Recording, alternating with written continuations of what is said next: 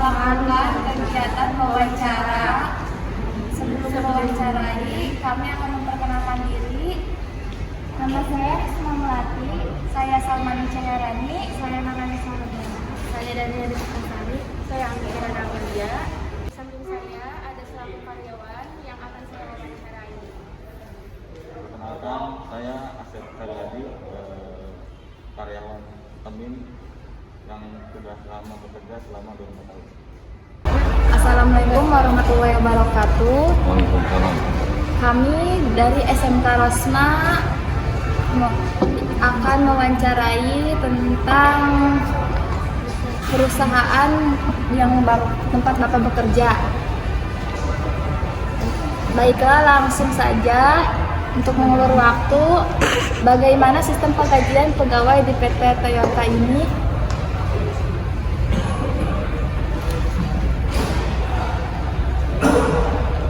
Bagaimana sistem Penggajian. Kalau penggajian sebenarnya normal. Di tiap bulan sekali di tanggal 25.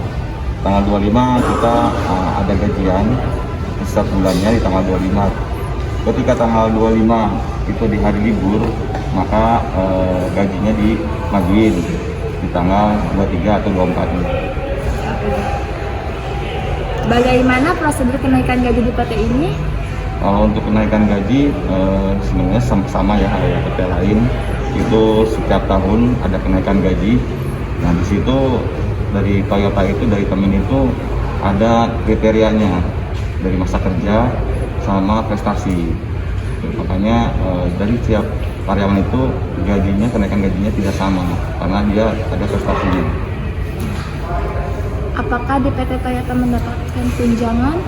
Banyak, ada beberapa tunjangan, di antaranya ya tunjangan kerja, karena di bagian-bagian lain ada sifatnya kerja itu safety ya, itu terutama di painting, di welding itu masing-masing ada tunjangan, kecuali di SI. Kalau di SI sendiri tunjangan kerja itu nggak ada, karena dia sifatnya SI itu dia hanya mengassembly, beda sama di painting karena dia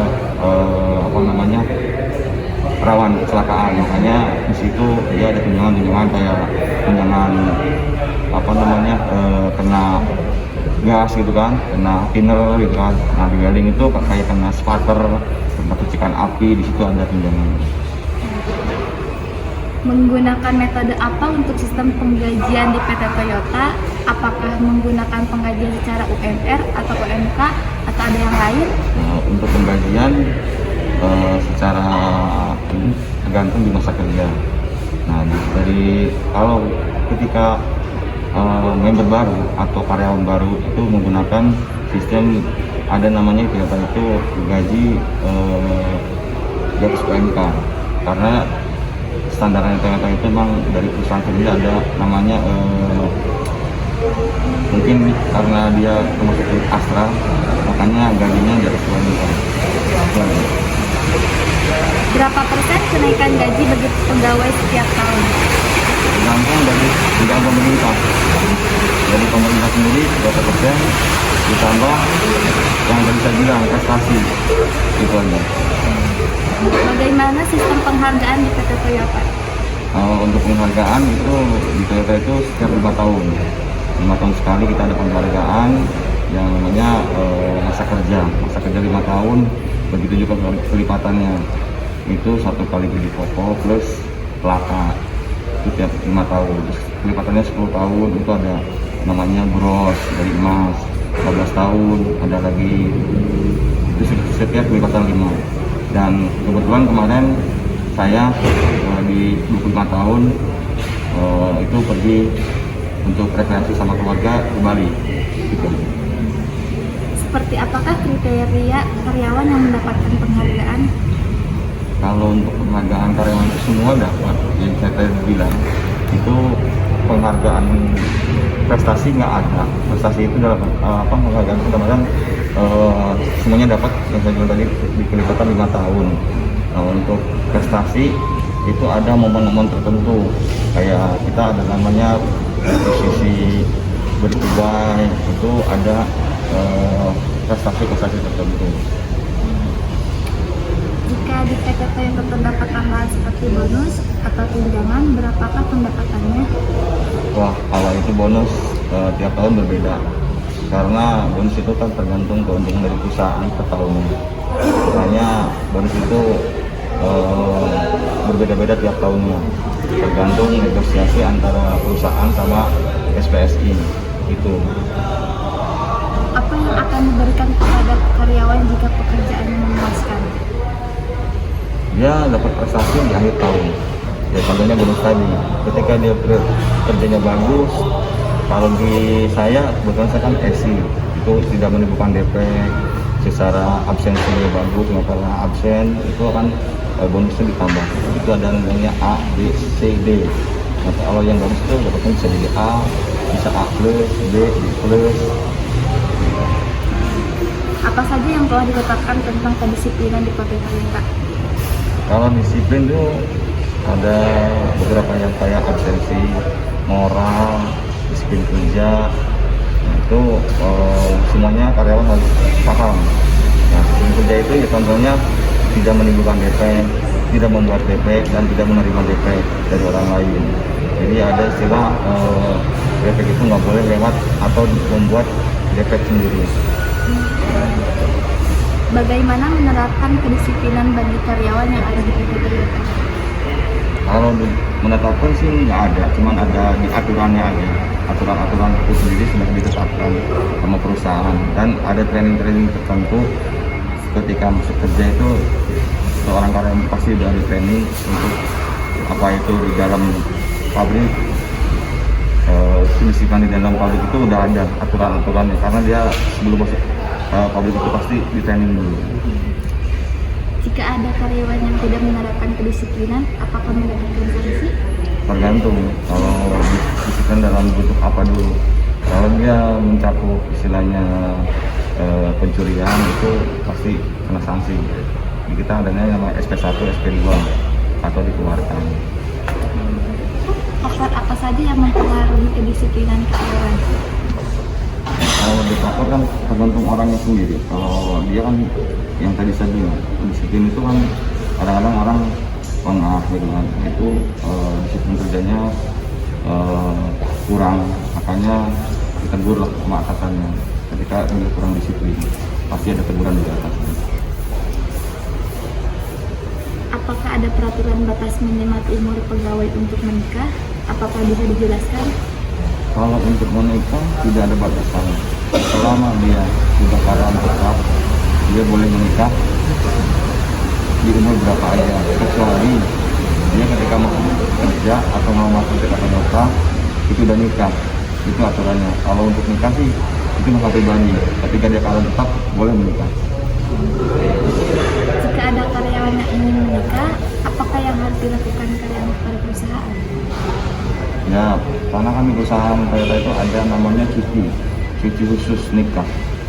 Nah, cuti nikah itu ada buktinya bahwa orang tersebut atau karyawan itu menikah. Contohnya ya ada surat undangannya, ada buktinya lah.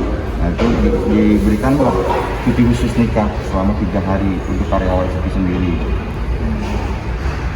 Apa tanggapan Bapak tentang seorang karyawan yang bersuami istri dalam satu perusahaan? Kalau suami istri dan perusahaan selama dia tidak di bagian yang sama, ya nggak masalah, karena beda bagian. Ya sedikit sih ada juga yang menikah sesama karyawan cuma beda bagian.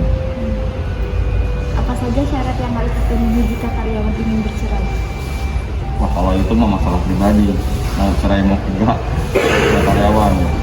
Ya kalau masalah pribadi itu perusahaan tidak ikut campur.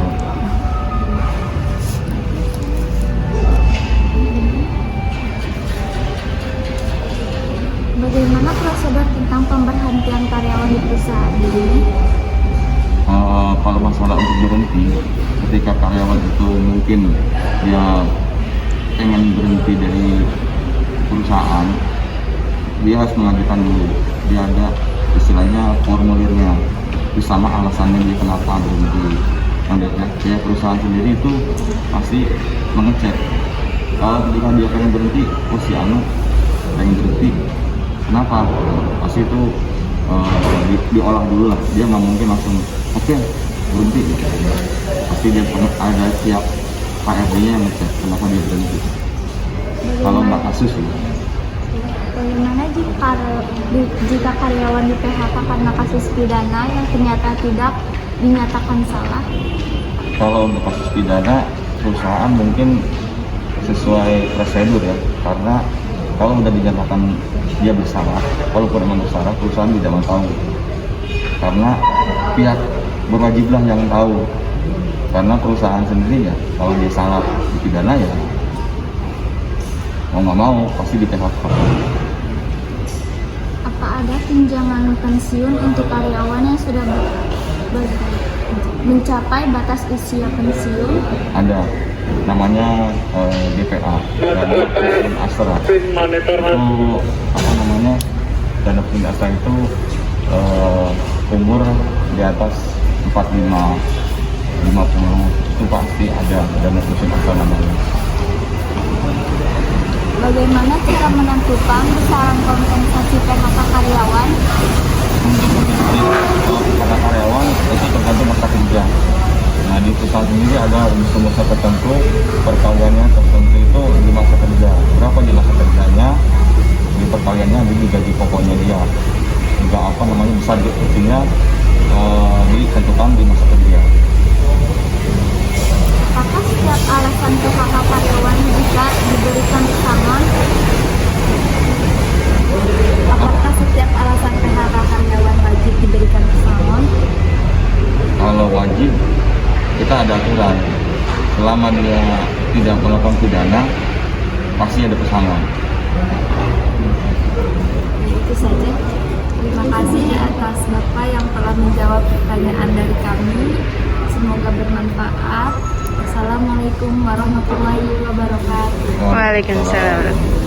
Terima kasih waktu yang telah Bapak berikan untuk kelompok kami. Semoga ilmunya bermanfaat.